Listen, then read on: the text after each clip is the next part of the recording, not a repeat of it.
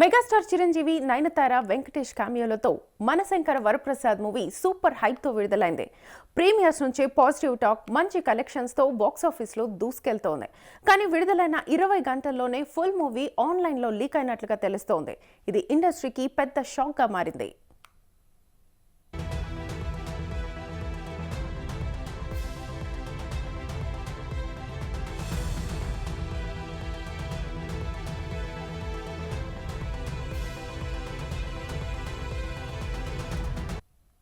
ఇక చిరంజీవి అభిమానులు ఈ వార్త తెలిసిన వెంటనే ఆగ్రహం వ్యక్తం చేస్తున్నారు. సినిమా హిట్ అవుతుంటే పైరసీ చేసి నష్టం కలిగిస్తున్నారంటూ సోషల్ మీడియాలో ఫైర్ అవుతున్నారు. పైరసీ చేసిన వారిపై కఠిన చర్యలు తీసుకోవాలని, ఇలాంటి వారు చిరంజీవి అభిమానులు కాదని కొందరు ఆరోపిస్తున్నారు. గతంలో అత్తారింటికి దారేది వంటి చిత్రాలు కూడా పైరసీకి గురైన విషయం తెలిసిందే.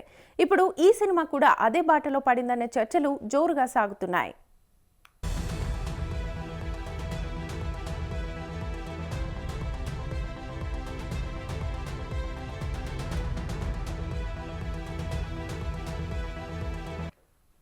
ఇక ఇండస్ట్రీ వర్గాలు ఈ పైరసీపై తీవ్ర ఆందోళన వ్యక్తం చేస్తున్నాయి.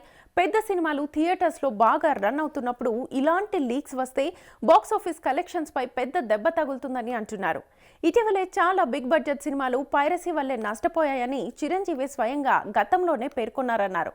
ఇప్పుడు తన సినిమాకే ఇలా జరగడం ఆయన అభిమానులను మరింతగా కలవరపరుస్తోంది.